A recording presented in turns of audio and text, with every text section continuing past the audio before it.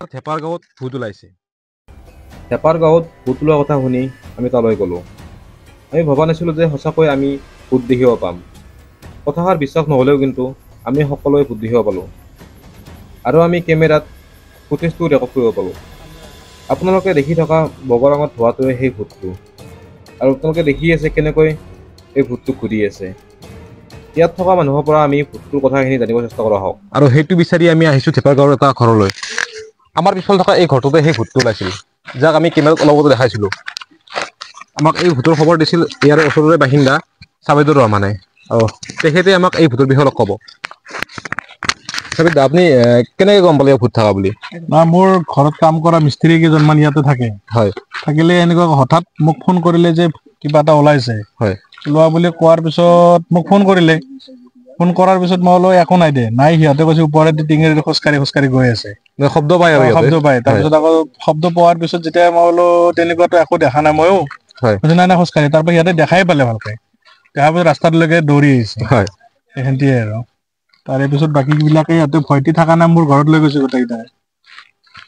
আমি গোটেইখিনি কাহিনী ইয়াত যিকেইটা মানুহ আছিল মিস্ত্ৰী, আমি তেখেতৰ পৰা জানিব চেষ্টা কৰিম।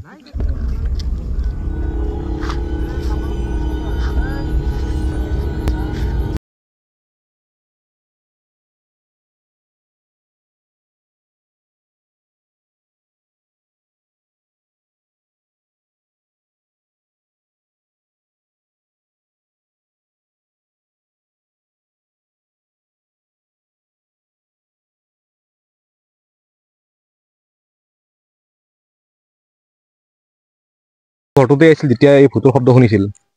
চাইদুল আমাক কেনেকুৱা কি গম পালা সেইটো কোৱাচোন। এইটো আমি চবে বাহিৰত আছিলো। বাহিৰত থকা আমি 4টা মানুহ। 4টা মানৰ পিছতে এজনে তাতে ৰুমত আছিলে।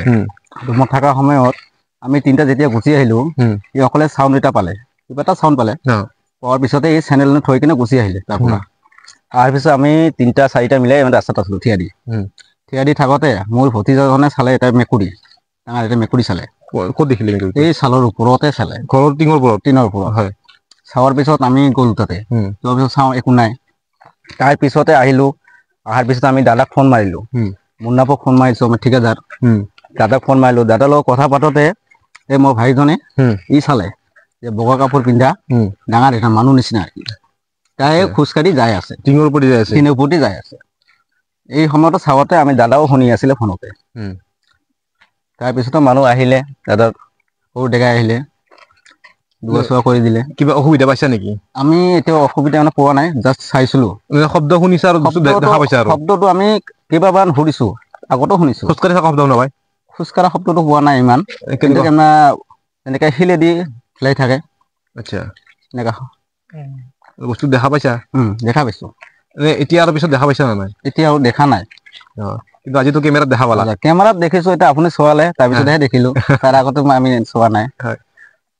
আজি আমাৰ এই থেপাৰ গাঁৱৰ কাহিনীটো আছিল। এনেকুৱা আৰু বহুত কাহিনী আছে যিবিলাক আমি আপোনালোকৰ ওচৰত লৈ আহিম।